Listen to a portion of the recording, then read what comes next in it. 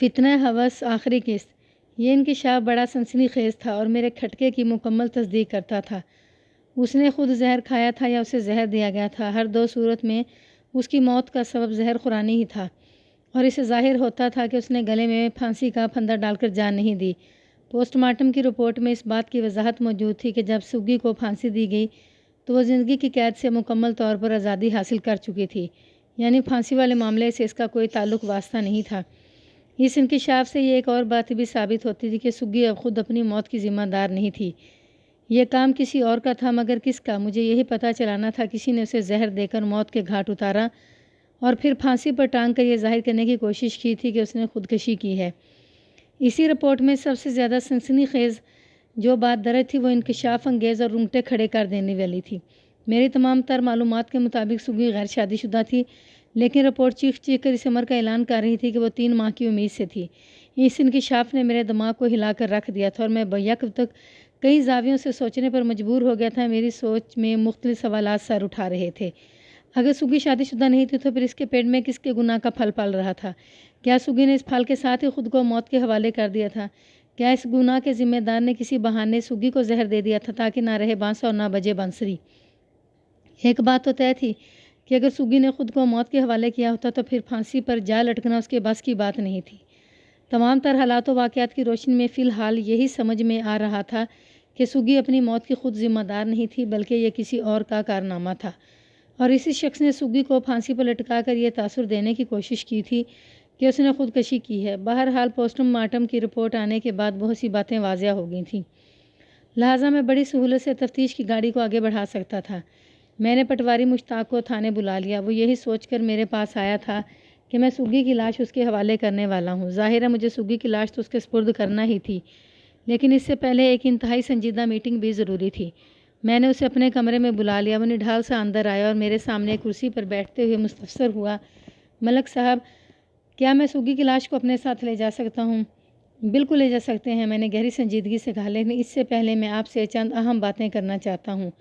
میرے گھمبیر انداز کو دیکھتے ہوئے چونکا، پھر تشویش بھرے انداز میں پوچھنے لگا، تھانے دار صاحب خیریت تو ہے نا؟ خیریت نہیں ہے پٹواری جی، کیا سگی کی خودکشی کا سبب سامنے آ گیا؟ اس نے ڈرتے ڈرتے پوچھ لیا۔ خودکشی نہیں، قتل پٹواری جی، میں نے سنسناتے ہوئے لہجے میں کہا۔ قتل؟ وہ ہلکلا کر رہ گیا، یہ آپ کیا کہہ رہے ہیں؟ میں حقیقت بیان کر رہا ہوں پٹواری جی، میں نے ٹھہرے ہوئے لہجے میں کہا۔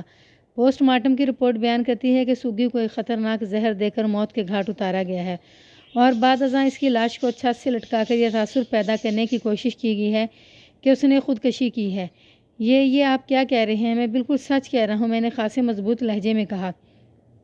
اور تو یہ بھی کچھ نہیں ہے، پوسٹ مارٹم کی رپورٹ میں ایک ایسا انکشاف بھی درج ہے جسے سن کر آپ کے دماغ کے پرخچے اڑ جائیں گے۔ کیسا انکشاف؟ لکنت زدہ لہجے میں بولا۔ میں نے آئندہ 5 منٹ میں نہایت ہی نپے تلے اور مناسب الفاظ کا استعمال کرتے ہوئے اسے حالات کی سنگین صورتحال سے آگاہ کر دیا۔ اس کی آنکھیں حیرت سے پھیل گئیں، مریض سی آواز میں بولا، یہ کیسے ہو گیا؟ یہ سوال تو مجھے آپ سے کرنا چاہیے پٹواری جی، آپ مجھ سے بڑی قسم لے لیں ملک صاحب۔ وہ بے بسی سے بولا، میں اس بارے میں کچھ نہیں جانتا۔ آپ کے جاننے یا نہ جاننے سے کوئی فرق نہیں پڑتا پٹواری جی، میں نے اس کی آنکھوں میں جھانکتے ہوئے کہا۔ پوسٹ مارٹم کی رپورٹ نے حقیقت کھول دی ہے، جسے جھٹلایا یا بدلا نہیں جا سکتا۔ اگر یہ بات گاؤں والوں کو پتہ چل گئی تو میری عزت خاک میں مل جائے گی۔ وہ روحانسی آواز میں بولا، کاش زمین پھٹ جائے اور میں اس میں دفن ہو جاؤں۔ آپ کے زمین میں دفن ہونے سے بات نہیں بنے گی پٹواری جی، میں نے ایک ایک لفظ پر زور دیتے ہوئے کہا۔ جب پوسٹ مارٹم کی رپورٹ سگی کی موت کی ایک اور قتل کو قرار دے رہی ہے تو مجھے اپنی تفتیش کے ذریعے سگی کے قاتل تک پہنچنا ہوگا، اور اس تفتیش میں وہ جملہ نامکمل چھوڑ کر وحشت زدہ انداز میں مجھے دیکھنے لگا۔ پٹواری جی، آپ ایک عزت دار آدمی ہیں، میں نے گہری سنجیدگی سے کہا۔ میں کوشش کروں گا کہ اپنی تفتیش کے دوران میں آپ کی عزت کی ہر ممکنہ حد تک حفاظت کروں۔ میں آپ کا یہ احسان زندگی بھر نہیں بھولوں گا تھانے دار صاحب، وہ بھرائی ہوئی آواز میں بولا۔ اس میں احسان والی کوئی بات نہیں پٹواری جی، میں نے صاف گوئی کا مظاہرہ کرتے ہوئے کہا۔ میں ایک سخت گیر تھانے دار کے ساتھ ایک ہمدرد دل رکھنے والا انسان بھی ہوں۔ میں اس کیس میں آپ کی نازک پوزیشن کو اچھی طرح سمجھ سکتا ہوں۔ یہ آپ کا بڑا پن ہے جناب، وہ ممنونیت بھرے انداز میں بولا۔ آپ بہت عظیم انسان ہیں۔ میں نے اس کے خیالات پر کوئی تبصرہ نہیں کیا اور کہا، مجھے امید ہے آپ اس کیس کو حل کرنے کے سلسلے میں میری ہر ممکن مدد کریں گے۔ میں آپ کے تعاون کے بغیر آگے نہیں بڑھ سکتا۔ آپ حکم کریں، میں ہر خدمت کے لیے حاضر ہوں، وہ جلدی سے بولا۔ میں نے استفسار کیا کہ آپ سگی کیسے کسی معاملے سے واقف نہیں ہیں؟ پوسٹ مارٹم کی رپورٹ جس جانب اشارہ کر رہی ہے، آپ مجھ سے بڑی قسم لے لیں، اگر مجھے ذرا بھی سون گن ہو۔ وہ بڑے اعتماد سے بولا، اگر ایسی کوئی بات میرے علم میں ہوتی تو میں اس مسئلے کو خوش اسلوبی سے نپٹا لیتا، سگی کی جان نہ جاتی۔ آپ یہ بات کسی شک و شبے کی محتاج نہیں رہی کہ سگی کی لاش کو پھانسی پر لٹکا کر خودکشی کا تاثر دینے کی کوشش کی گئی ہے۔ میں نے مشتاق پٹواری کے چہرے پر نگاہ جماتے ہوئے کہا، مردہ سگی اپنی مرضی اور کوشش سے تو پھانسی نہیں لگا سکتی نا۔ اس کے ساتھ ہی بھی یہ بات بھی طے ہے کہ میں نے ڈرامائی انداز میں توقف کر کے ایک گہری سانس لی، پھر اضافہ کرتے ہوئے کہا، جس کسی شخص نے بھی سگی کی لاش کو پھانسی دی ہے اس کا تعلق آپ کے گھر کے ساتھ بہت ہی گہرا ہے۔ یہ نہیں ہو سکتا ملک صاحب، وہ سرسراتی ہوئی آواز میں بولا۔ یا پھر، میں نے انسونی کرتے ہوئے کہا، یا پھر اسے آپ کے گھر کے اندر سے کسی کی پوری حمایت حاصل رہی ہے، ورنہ میں چند سیکنڈ کے لیے رکا، پھر اپنی بات کو آگے بڑھاتے ہوئے بولا، ورنہ یہ کام ممکن نہیں ہو سکتا تھا۔ آپ کی بیوی زلیخا کے بیان کے مطابق وقوعہ کی رات گھر کے تمام افراد نے ایک ساتھ مل کر کھانا کھایا تھا، پھر دیر تک ان میں مختلف نوعیت کی باتیں ہوتی رہیں تھیں، اس کے بعد سب اپنے اپنے کمرے میں سونے کے لیے چلے گئے تھے۔ پھر جب صبح سگی اپنے کمرے سے باہر آئی تو زلیخا کو اس خلاف معمول بات پر شدید حیرت ہوئی۔ اس نے سگی کے کمرے میں جا کر صورتحال کا جائزہ لینے کی کوشش کی تو یہ انکشاف ہوا کہ اس نے چھت سے لٹک کر خودکشی کر لی ہے۔ زلیخا نے میرے سوالات کے جواب میں یہ بھی بتایا تھا۔ میں سانس درست کرنے کے لیے تھما، ٹٹولنے والی نظر سے مشتاق پٹواری کو دیکھا، پھر سلسلہ کلام کو آگے بڑھاتے ہوئے کہا، زلیخا نے بڑے یقین کے ساتھ مجھے بتایا تھا کہ رات کو اس نے گھر کی بیرونی دروازے کو بند کر کے اندر سے کنڈی لگائی تھی اور صبح جب وہ بیدار ہوئی تو کنڈی لگی ہوئی تھی۔ اس کا ایک ہی مطلب نکلتا ہے کہ جس بھی شخص نے سگی کی لاش کو پھانسی کے پھندے تک پہنچایا تھا اسے گھر کے کسی فرد کی مکمل حمایت اور مدد حاصل رہی ہے، اور وہ شخص یہ بھی جانتا تھا کہ سگی کو زہر دے کر موت کے گھاٹ اتارا جا چکا ہے۔ آپ بات فرمائیں، کیا کہتے ہیں بیچ کے اس مسئلے کے؟ میں آپ کے بیان کردہ حقیقت کو جھٹلا نہیں سکتا جناب، وہ شکستہ انداز میں بولا، لیکن یہ باتیں میرے ذہن میں جگہ بھی نہیں بنا پا رہی۔ میں اپنے گھر کے سبھی افراد کو اچھی طرح جانتا ہوں، میرے بچے اور بیوی سگی سے بہت محبت کرتے تھے، اس کا ہر لحاظ سے بڑا خیال رکھتے تھے، ان میں سے کوئی بھی سگی سے ایسی بھیانک دشمنی نہیں کر سکتا۔ میں تو ایوب کے بارے میں آپ کا کیا خیال ہے؟ میں نے قطع کلامی کرتے ہوئے تیز لہجے میں استفسار کیا۔ ایوب؟ میں کچھ سمجھا نہیں ملک صاحب، اس نے آنکھیں سکیڑ کر پوچھا۔ ایوب پٹواری مشتاق کا بڑا بیٹا تھا جس کی عمر 15 سال کے قریب تھی، لیکن اپنی صحت اور قد کاٹ کے حوالے سے وہ 18 سال کا لگتا تھا۔ یہی نوجوان 2 روز پہلے صابر علی کے ساتھ اس اندوہناک واقعے کی اطلاع دینے میرے پاس آیا تھا۔ ایوب کے ذکر پر پٹواری بری طرح چونکا تو میں نے کہا، کیا ایوب سگی کے ساتھ ملوث نہیں ہو سکتا؟ میں نے یہ سوال ایک خاص زاویے سے کیا تھا۔ پٹواری فوراً میری بات کی تہہ میں پہنچ گیا، بڑی شدت سے نفی میں گردن جھٹکتے ہوئے بولا، سوال ہی پیدا نہیں ہوتا ملک صاحب، آپ کے اس وثوق کا کوئی خاص سبب؟ ایوب سگی سے 8-9 سال چھوٹا ہے جناب، وہ وضاحت کرتے ہوئے بولا۔ وہ تو سگی کو نغمہ کی طرح اپنی بڑی بہن سمجھتا تھا۔ نغمہ ایوب کی سگی بہن ہے، مگر سگی اس کی تایا ذات تھی۔ میں نے رشتوں کے ایک اور انتہائی نازک پہلو کو اجاگر کرتے ہوئے کہا، وہ لاکھ سگی کو اپنی بہن سمجھتا رہے لیکن وہ اس کے لیے نامحرم ہی تھی، یعنی ان دونوں کے بیچ ایسا کوئی معاملہ ممکن ہے جس کی نشاندہی پوسٹ مارٹم کی رپورٹ میں کی گئی ہے۔ میں نے رک کر ایک گہری سانس لی، پھر اپنی بات مکمل کرتے ہوئے کہا، جوانی آگ اور پٹرول کا کھیل ہے، اسے بارود اور ماچس سے بھی تشبیہ دی جاتی ہے۔ 2 نامحرم جوان لڑکی اور لڑکے کے درمیان کوئی بھی گل کھل سکتا ہے۔ آپ تو ماشاءاللہ جہاں دیدہ و تجربہ کار آدمی ہیں، میری باتوں کی تردید نہیں کریں گے؟ میں واقعی آپ کی باتوں کی تردید نہیں کروں گا، کیونکہ آپ نے انسانی فطرت اور جوانی کی حقیقت کی بات کی ہے۔ وہ ٹھہرے ہوئے لہجے میں بولا، لیکن مجھے اپنی اولاد پر بھی مکمل بھروسہ ہے۔ میں اس انداز سے کبھی سوچ بھی نہیں سکتا، مگر اب سوچنے کی ضرورت ہے پٹواری جی، میں نے اصراری انداز میں کہا۔ حقیقت حال آپ کے سامنے ہے، میں تحقیق اور تفتیش کی گاڑی کو کسی بھی قیمت پر روک نہیں سکتا۔ پوسٹ مارٹم کی رپورٹ میں جو بھی چھوٹے بڑے انکشاف ہوئے ہیں وہ اب اس واقعہ کے ریکارڈ کا حصہ بن چکے ہیں۔ مجھے اپنے اعلیٰ افسران کو بھی جواب دینا ہے۔ مجھے امید ہے صورتحال کی نزاکت کو سمجھتے ہوئے آپ مجھ سے حتی المقدور تعاون کریں گے۔ آپ نے میری عزت کا پردہ رکھنے کا وعدہ کیا ہے ملک صاحب، وہ خاصے مضبوط لہجے میں بولا۔ میں آپ سے ہر ممکن تعاون کروں گا۔ میں غیر محسوس انداز میں زلیخا کو ٹٹولنے کی کوشش کرتا ہوں۔ میں بھی یہ چاہتا ہوں پٹواری جی، میں نے تائیدی انداز میں کہا۔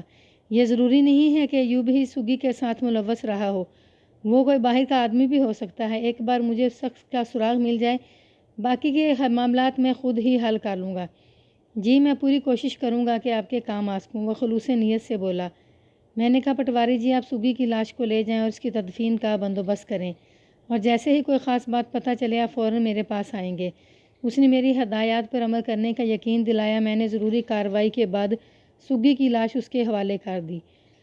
میں نے پٹواری مشتاق کے ساتھ خاصا نرمی کا برتاؤ کیا تھا اور اسے ہر ممکن سہولت فراہم کرنے کی کوشش کی تھی، اور اس کی بنیادی وجہ یہ تھی کہ مجھے سچا اور کھرا آدمی نظر آیا تھا۔ میں نے اپنے عملے کا ایک آدمی گجرانوالہ روانہ کر کے پٹواری کے بیان کی تصدیق بھی کرا لی تھی کہ وہ ملک امین کے پاس کتنا وقت گزار کر آیا تھا۔ پٹواری کی ذات شک و شبہ سے بالا تر ثابت ہوئی تھی۔ یہ سب تو ٹھیک تھا، لیکن خرابی والی بات یہ تھی کہ میں ابھی تک سگی کی پراسرار موت کا معمہ حل نہیں کر پایا تھا۔ میں نے ایک مرتبہ پھر پٹواری کے گھر جا کر زلیخا، ایوب اور نغمہ سے خاصی تفصیلی بات چیت کی تھی، مگر کوئی خاطر خواہ نتیجہ برآمد نہیں ہوا تھا۔ یہ سگی کی تدفین کے 2 روز کے بعد کا واقعہ ہے۔ میں تھانے میں بیٹھا اسی گھمبیر مسئلے کو حل کرنے کی کوشش میں مصروف تھا کہ مجھے صابر علی کی آمد کی اطلاع دی گئی۔ صابر علی وہ دراز قامت اور دبلا پتلا شخص تھا جو سگی کی خودکشی کی خبر لے کر ایوب کے ہمراہ میرے پاس آیا تھا۔ وہ پٹواری مشتاق کا پڑوسی بھی تھا۔ میں نے فوراً اسے اپنے کمرے میں بلا لیا۔ وہ شام کا وقت تھا، دھوپ رخصت ہو چکی تھی، تب میں اندھیرا پھیلنے والا تھا۔ تھوڑی ہی دیر کے بعد صابر علی میرے سامنے موجود تھا۔ وہ اکیلا نہیں تھا، اس کے ساتھ بھرے بھرے جسم کی مالک ایک سانولی سلونی عورت بھی تھی۔ میں نے انہیں بیٹھنے کے لیے کہا، پھر سوالیہ نظر سے صابر علی کی طرف دیکھنے لگا۔ وہ میری نگاہ کا مطلب سمجھتے جلدی سے بولا، یہ میری گھر والی رضیہ ہے جی۔ اس نے اپنی ساتھی عورت کی جانب اشارہ کرتے ہوئے بتایا، ہم دونوں گاؤں والوں کی نظر بچا کر آپ کے پاس آئے ہیں جناب۔ رضیہ کا نام سنتے ہی مجھے فوراً یاد آ گیا کہ میں نے صابر علی کو ایک اہم کام سونپا تھا۔ وہ کام اس نے اپنی بیوی رضیہ کی مدد سے کرنا تھا۔ پچھلے 2 دن ایسے افراتفری میں گزرے تھے کہ رضیہ کی طرف میرا دھیان ہی نہیں جا سکا تھا۔ یہ دونوں میاں بیوی ایک ساتھ مجھ سے ملنے آئے تھے تو اس کا مطلب یہی تھا کہ کوئی خاص بات ہے۔ تم لوگ گاؤں والوں کی نظر بچا کر میرے پاس آئے ہو تو اس کا یہی مطلب ہے کہ تمہارے پاس کوئی اہم اطلاع ہے۔ میں نے باری باری ان دونوں کے چہروں کا جائزہ لیتے ہوئے کہا، ایسی ہی بات ہے تھانے دار صاحب۔ صابر علی خاصے جوش سے بولا، میں نے آپ کو بتایا تھا نا، رضیہ کھوج کھرا لگانے والے کاموں کی بڑی ماہر ہے۔ ہاں بتایا تھا۔ میں نے گہری نظر سے رضیہ کی طرف دیکھا اور کہا، ہاں بھائی رضیہ، تم نے کیا کھوج کھرا نکالا ہے؟ رضیہ دیکھنے میں ایک عام سی دیہاتہ نظر آتی تھی، تاہم اس کی آنکھوں میں ایک خاص قسم کی چمک پائی جاتی تھی۔ یہ چمک ان لوگوں کے چہروں اور آنکھوں میں دیکھنے کو ملتی ہے جن کا ذہن بہت تیز رفتاری سے کام کرتا ہو۔ وہ عام دیہاتی عورت ہونے کے ساتھ خاصی پرکشش بھی تھی۔ میں سوال کر کے خاموش نظر سے اسے دیکھ رہا تھا۔ جواب دینے سے پہلے اس نے اپنے شوہر کی طرف دیکھا۔ صابر علی جلدی سے بولا، رضیہ نے سگی کے چکر کا پتہ چلا لیا ہے جناب۔ میں سیدھا ہو کر بیٹھ گیا اور سرسراتی ہوئی آواز میں استفسار کیا، کیسا چکر؟ میں نے چونکہ یہ سوال براہ راست رضیہ کی آنکھوں میں دیکھتے ہوئے کہا تھا، لہذا جواب بھی اسی نے دیا۔ تھانے دار صاحب، میں نے بڑی بوڑھیوں سے سن رکھا ہے کہ مرنے والے کی برائی نہیں کرنا چاہیے، پر جو سچ ہے وہ سچ ہے، اور پھر یہ آپ ہی کا حکم تھا کہ دیوار کے اس پار کے حالات کا اندازہ لگانا ہے۔ لمحے بھر کو رک کر اس نے ایک گہری سانس لی، پھر بات مکمل کرتے ہوئے بولی، میں نے جو کچھ بھی کیا ہے وہ قانون کی مدد کے خیال سے کیا ہے جی۔ تم بالکل ٹھیک کہہ رہی ہو رضیہ، میں نے سراہنے والے انداز میں کہا۔ سگی کی موت جن حالات میں ہوئی ہے اس کا تقاضا ہے کہ اس کے بارے میں مکمل تفتیش کی جائے۔ اس قانونی تقاضے کو نبھانے میں کوئی برائی یا گناہ نہیں ہے۔ وہ میری وضاحت کے بعد خاصی مطمئن دکھائی دینے لگی۔ صابر علی بھی میری بات کی تائید میں سر کو اثباتی جنبش دینے لگا۔ میں دوبارہ رضیہ کی جانب متوجہ ہو گیا۔ آپ جلدی سے سگی کے چکر میں مجھے بتا دو۔ مجھے پتہ چلا ہے جناب، وہ ٹھہرے ہوئے لہجے میں بتانے لگی۔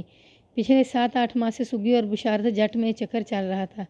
بشارت جٹ میں تقریباً اچھل پڑا، یہ کون ہے؟ سگی کے کسی مرد کے ساتھ چکر کا سن کر میرا دھیان آپ پوسٹ مارٹم کی رپورٹ کی جانب چلا گیا تھا اور اس کیس کی کڑیاں ایک ایک کر کے منسلک ہوتی دکھائی دینے لگی تھی۔ میں نے بشارت جٹ کے بارے میں جتنی شدت سے سوال کیا تھا اس نے ان دونوں میاں بیوی کو چونکنے پر مجبور کر دیا تھا۔ صابر علی نے بتایا، بشارت جٹ شوکت جٹ کا بڑا بیٹا ہے جناب۔ کیا یہ لوگ بھی موضع سعید نگر ہی میں رہتے ہیں؟ بالکل جناب، صابر علی نے اس بات میں گردن ہلائی۔ شوکت جٹ یہاں کا ایک چھوٹا زمیندار ہے اور اس کا گھر ہمارے گھر سے 2 گلیوں کے فاصلے پر ہے۔ تم سے 2 گلیوں کے فاصلے کا مطلب ہے سگی کے گھر سے بھی 2 گلیوں کا فاصلہ۔ میں نے سرسراتے ہوئے لہجے میں سوال کیا۔ ظاہر ہے جی، ہم اور پٹواری جی بھی تو پڑوسی ہی ہیں۔ بشارت جٹ کی عمر کیا ہوگی؟ میں نے سوال کیا۔ یہی کوئی 26-27 سال، صابر علی نے جواب دیا۔ کیا بشارت جٹ شادی شدہ ہے؟ میں نے دریافت کیا۔ صابر نے نفی میں گردن ہلائی اور بتایا ابھی اس کی شادی نہیں ہوئی۔ رضیہ، تم نے بتایا ہے کہ پچھلے 7-8 ماہ سے سگی اور بشارت جٹ میں کوئی چکر چل رہا تھا۔ میں نے صابر علی کی بیوی کی آنکھوں میں دیکھتے ہوئے پوچھا۔ اس چکر کی کچھ وضاحت کرو گی؟ وضاحت کیا کروں جی، آپ خود سیانے ہیں، وہ جذبات ہوتے ہوئے بولی۔ وہ چکر تھا عاشقی مشوقی والا۔ تمہارا مطلب ہے وہ دونوں ایک دوسرے سے محبت کرتے تھے؟ میں نے تیز لہجے میں استفسار کیا۔ چھپ چھپ کر ایک دوسرے سے ملاقاتیں کرتے تھے۔ میں نے ابھی تک ان میاں بیوی کو پوسٹ مارٹم رپورٹ کے نازک ترین حصے کے بارے میں کچھ نہیں بتایا تھا اور نہ ہی کوئی ایسا ارادہ رکھتا تھا، کیونکہ میں پٹواری مشتاق سے اس کی عزت رکھنے کا وعدہ کر چکا تھا اور میری حتی الامکان کوشش یہی تھی کہ اپنے وعدے کو نبھاؤں۔ کوئی تفتیشی رکاوٹ آڑے آ جاتی تو دوسری بات تھی۔ جی ہاں بالکل، رضیہ نے تصدیقی انداز میں گردن ہلائی۔ میرا یہی مطلب ہے تھانے دار جی۔ کیا ان کے عشق کا معاملہ گاؤں والوں کی نگاہوں سے پوشیدہ تھا؟ میں نے پوچھا۔ جی ہاں، یہ کام وہ بڑا چھپ چھپا کر رہے تھے، رضیہ نے بتایا۔ پھر تم نے کیسے ان کے کارنامے کا سراغ لگا لیا رضیہ؟ ویسے ان کے چھپ چھپا کرنے والے معاملے میں بھی میں بھی متفق تھا، کیونکہ اگر یہ قصہ تشت ازبام ہوتا تو تھوڑی بہت سن گن مشتاق پٹواری کو بھی ہو ہی جاتی۔ میرے سوال کے جواب میں رضیہ نے بتایا، تھوڑی مشکل تو پیش آئی ہے تھانے دار جی، لیکن میں نے جیسے تیسے آپ کے حکم کے مطابق کام کر دیا ہے۔ اس کے چکر کا اور کس کو پتہ ہے رضیہ؟ میں اس بارے میں کچھ نہیں کہہ سکتی جی، وہ بے بسی سے بولی۔ اگر تمہیں اس چکر کو ثابت کرنے کو کہوں تو پھر تم کیا کرو گی؟ میں گواہی کے لیے شاہدہ کو آپ کے پاس پیش کر دوں گی، وہ سادگی سے بولی۔ یہ شاہدہ کون ہے؟ میں نے قدرے تیز لہجے میں استفسار کیا۔ یہ سگی کی بہت قریبی دوست ہے، رضیہ نے بتایا۔ میں نے بڑی مشکل سے اس کے چکر کے بارے میں اگلوایا ہے۔ اگر سگی زندہ ہوتی تو شاید شاہدہ زبان نہ کھولتی۔ اس نے مجھ سے وعدہ لیا ہے کہ میں اس چکر کے بارے میں کسی اور کو نہیں بتاؤں گی۔ رضیہ، یہ تم نے بہت بڑا کام کیا ہے، میں نے ٹھہرے ہوئے لہجے میں کہا۔ اب یہاں سے میرا کام شروع ہوتا ہے، تم گھر جا کر آرام کرو۔ صابر علی نے پوچھا، رضیہ کو دوبارہ تھانے آنے کی ضرورت تو نہیں؟ بالکل نہیں، میں نے قطعیت سے کہا۔ میں شاہدہ اور بشارت جٹ سے خود ہی نپٹ لوں گا۔ کہیں میرا نام تو نہیں آئے گا جناب؟ رضیہ نے حفظ ما تقدم کے طور پر پوچھا۔ سوال ہی پیدا نہیں ہوتا، میں نے تسلی بھرے انداز میں کہا۔ تم بے فکر ہو جاؤ، مجھے جو کچھ بھی کرنا ہوگا وہ اپنے مخصوص انداز میں کروں گا۔ کسی کو پتہ بھی نہیں چلے گا کہ میں نے تمہاری فراہم کردہ معلومات کی روشنی میں آگے بڑھ کر بشارت جٹ کی گردن پر ہاتھ ڈالا ہے۔ گردن پر ہاتھ ڈالا ہے کہ الفاظ نے ان میاں بیوی کو بری طرح چونکا دیا۔ صابر علی نے تشویش بھرے لہجے میں پوچھا، خیریت تو ہے نا ملک صاحب؟ خیریت ہوتی تو سگی اپنی جان سے کیوں جاتی؟ میں نے گول مول جواب دیا۔ کیا آپ سمجھتے ہیں کہ سگی کی موت میں بشارت جٹ کا ہاتھ ہے؟ ایسا ہو بھی سکتا ہے، میں نے ایک بار پھر مبہم انداز میں کہا۔ ان کے چہروں پر موجود الجھن میں کئی گنا اضافہ ہو گیا۔ وہ کبھی مجھے اور کبھی ایک دوسرے کو تعجب خیز انداز میں تکنے لگے۔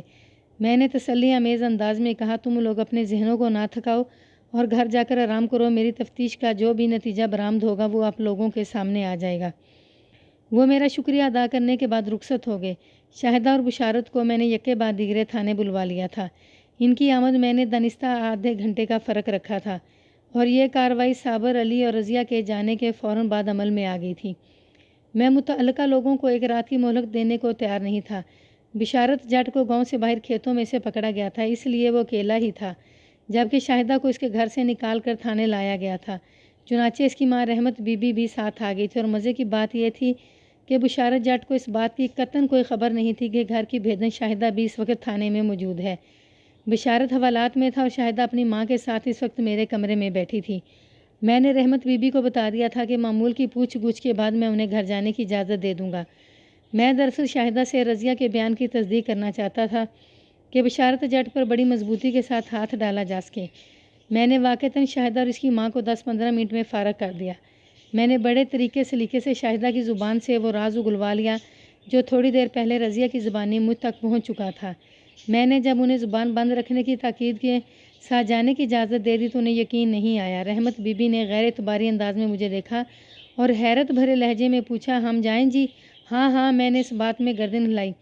تو کیا آج رات تھانے میں گزارنے کا ارادہ ہے؟ نہیں جی، بالکل نہیں۔ رحمت بی بی کانوں کو ہاتھ لگاتے بولی، خدا کسی دشمن کو بھی تھانے میں رات گزارنے کا موقع نہ دے۔ تمہارا مطلب ہے ہم کسی دشمن سے بھی زیادہ برے لوگ ہیں؟ میں نے تفریحاً پوچھ لیا، جو دن رات یہاں تھانے میں پڑے رہتے ہیں۔ نہیں جی، یہ بات نہیں، وہ تصحیح کرنے والے انداز میں بولی۔ آپ تو اپنی ڈیوٹی نبھاتے ہیں، تم دونوں بھی اب تو اپنی ڈیوٹی نبھانے کی کوشش کرنا۔ میں نے تنبیہی انداز میں کہا، یاد ہے نا میں نے تمہیں کیا ہدایات دی ہیں؟ جی یاد ہے، یاد ہے، انہوں نے بیک زبان کہا۔ پھر بڑی سرعت کے ساتھ وہ میرے کمرے سے رخصت ہوں گی۔ ان کی اضطراری اجلت کو دیکھتے ہوئے یہی اندازہ ہوتا تھا کہ شاید ان کے ذہنوں میں یہ خوف جانگزی ہیں کہ اگر وہ مزید ایک لمحہ بھی تھانے میں رک گئیں تو میں انہیں پکڑ کر حوالات میں بند کر دوں گا۔ ان کے جانے کے 5 منٹ بعد میں نے بشارت جٹ کو اپنے کمرے میں بلا لیا۔ وہ خاصا پریشان اور گھبرایا ہوا تھا۔ مجھے پتہ چلا تھا کہ وہ میرے عملے کے کئی افراد سے یہ سوال کر چکا تھا کہ اسے کس جرم میں پکڑ کر تھانے لایا گیا ہے۔